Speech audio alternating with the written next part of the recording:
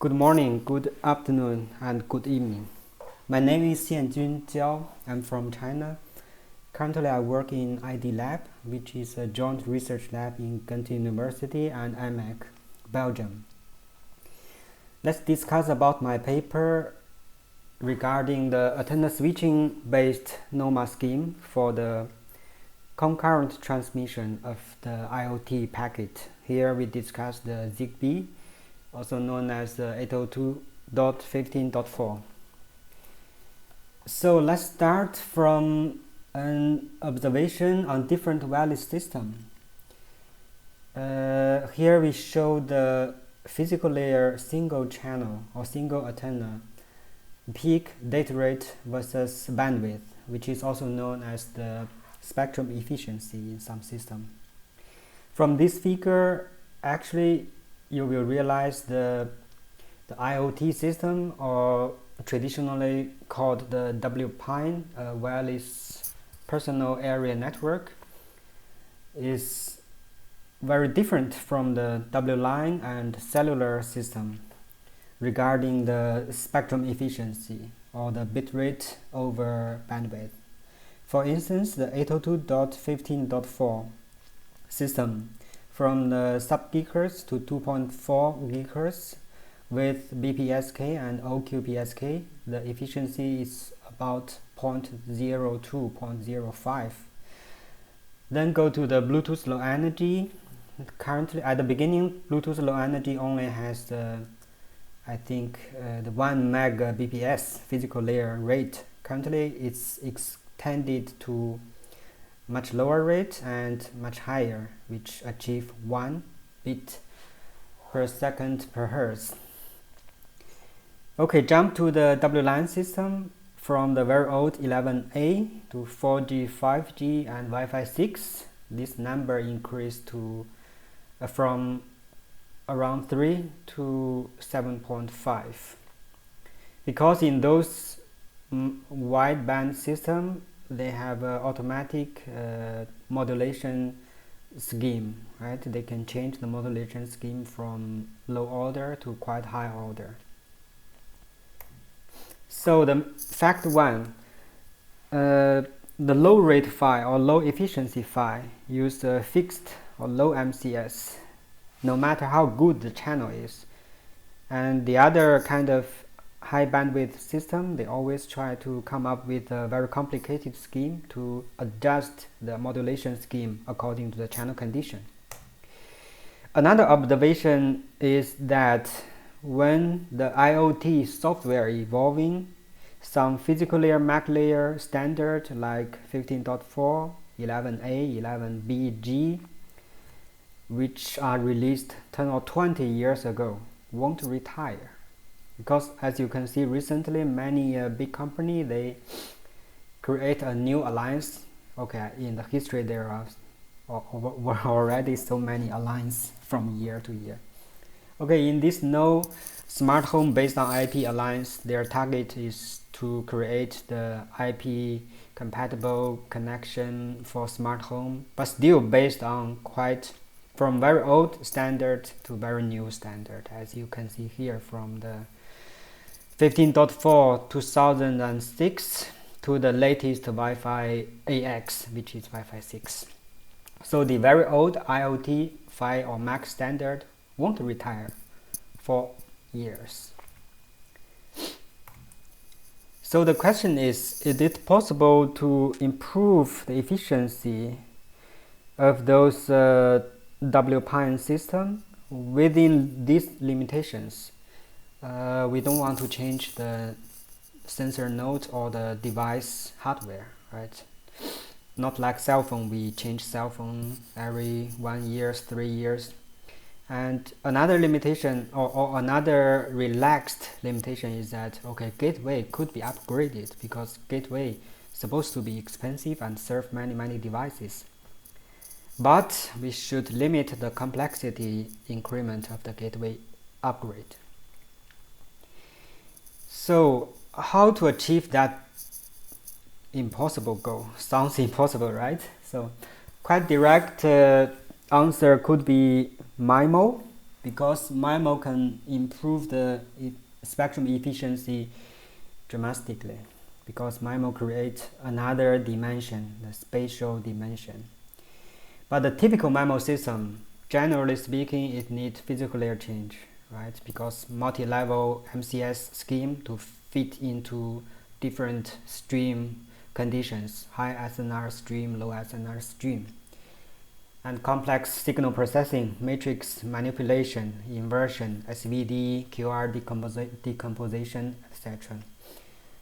And most importantly, you need many RF channels. One RF channel for one antennas. So it will be a high cost system and high power consumption system. Let's do further analysis.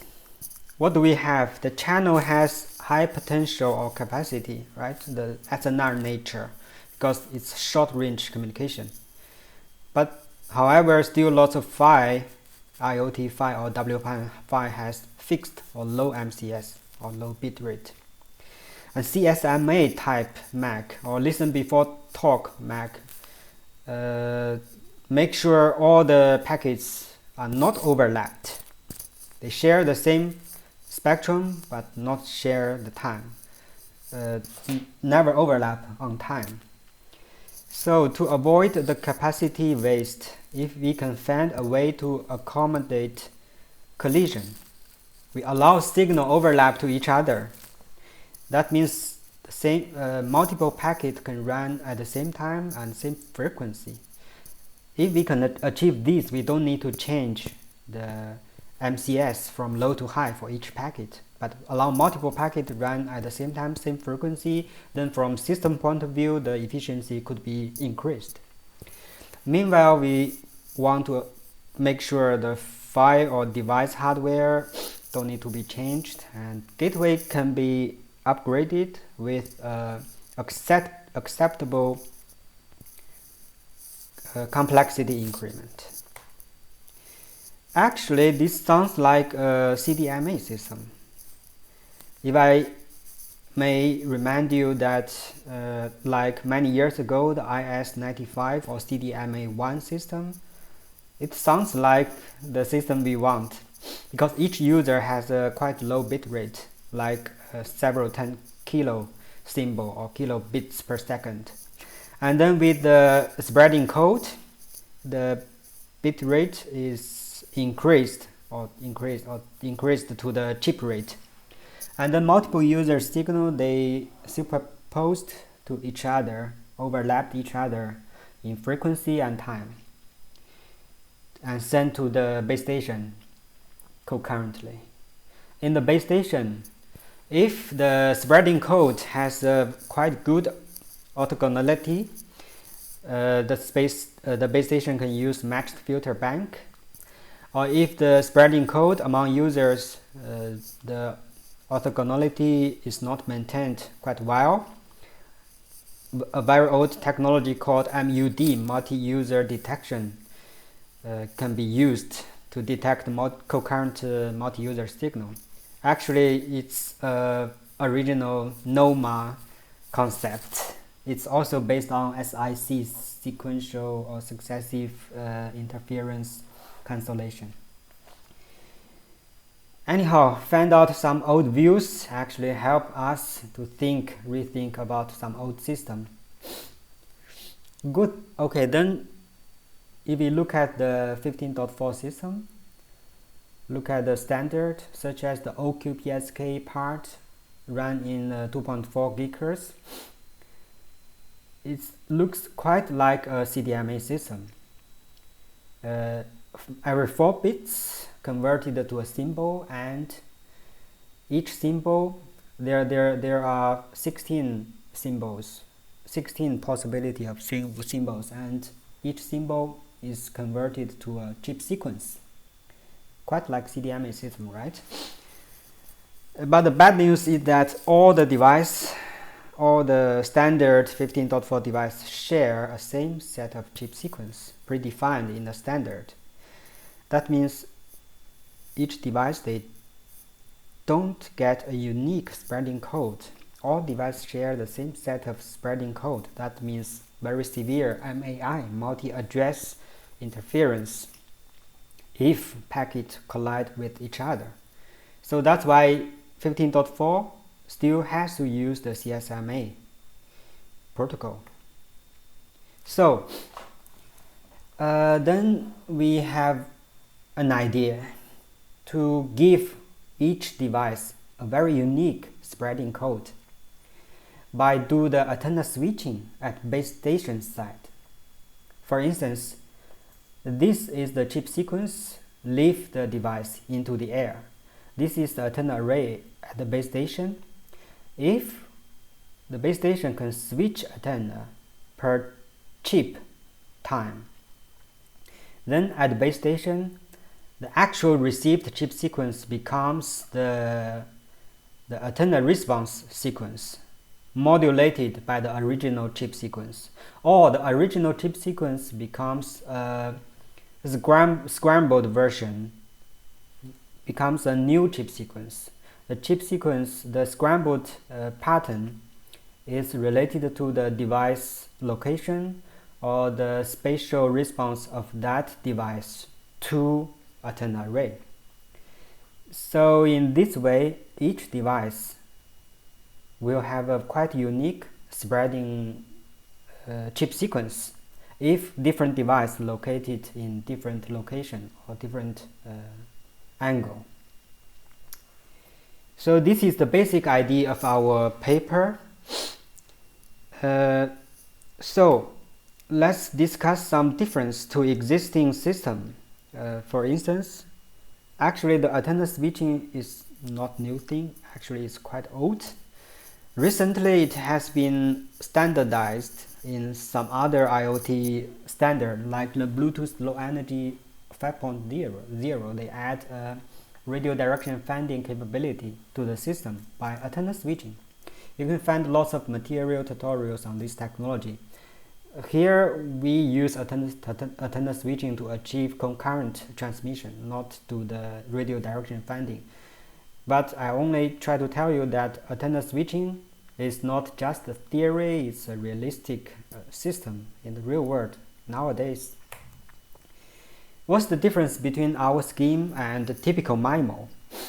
The main difference is that in our scheme, we use only one receiver to switch between antennas. Traditional MIMO, you need many RF receivers, the same as the number of antennas, right? That's why 5G massive MIMO is quite expensive and quite costly. And also power consumption is quite high. Okay, another quite similar system is called single RF MIMO. Actually, from the hardware point of view, our ID and the single RF MIMO are quite similar. Single receiver switched between multiple antennas. But the main difference is like this. Here, the single RF MIMO, they try to switch the antenna very fast in the baseband sample period. For instance, in each baseband sample period, they need to switch between all antennas to get the full spatial sampling. But in our system, in each baseband sample period, we switch only once. One antenna switch per baseband sample period. So actually, our system actually is not MIMO. It's more close to a CDMA system to achieve a concurrent transmission in a single channel. But the single RF MIMO concept, they try to achieve a full MIMO operation. They can achieve full spatial sampling capability. But they will have an issue of the interference or efficiency issue. Why? Because the switching speed of the antenna is much faster than baseband requirement. That means the RF receiver has to be the bandwidth of RF receiver need to be much higher than the original system requirement. Either the system has to use much wider bandwidth, which means low efficiency, or you will also receive many interference from the off channel, from the channel next to you, adjacent channel. So that's the main difference. Okay, let's come to the simulation. We construct an antenna array with 8 antenna and 4 user and put several users randomly to this simulation system. A key parameter is the spacing angle between users. That means that show us how close two users could be located, and can we still separate them successfully at base station, at gateway. Here I can show you some numerical simulation results. For instance, the above figure shows you 8 antenna circular array, uniform circular array with diameter 16 centimeter. And it shows you from 4 user cases to 6 user cases. According to the standard packet error rate, if the packet error rate can achieve 1%, then it's okay for the whole protocol to run. As you can see in our simulation, when we have 4 users or 5 users, we can achieve quite good the packet error rate below 1% in this case. And also the similar conclusion when the array diameter as large as 32 centimeter. And the 0 dB power diff, 10 dB power diff is the power difference at gateway in our simulation. As we all know that for the SIC algorithm or the NOMA algorithm, the power difference at receiver, multiple user power difference is quite important. If there's no power difference, then it will be quite difficult to demodulate some user firstly, then subtract it. Fortunately, our system actually works more like a CDMA system. So even if different user, the power difference is 0 dB, no difference, we can still achieve a quite good demodulation or decoding performance, or SIC still works quite good. You can find more information in my paper about the multiple address interference analysis, transceiver architecture, the concrete SIC procedures, chip sequence detection algorithm, power difference effect, and power control considerations. How do we do the synchronization, how to handle oversampling, and how to estimate the antenna response, and how to convert this uplink operation to downlink operation without changing the device hardware, etc. Many details in the paper. So thanks. Any questions?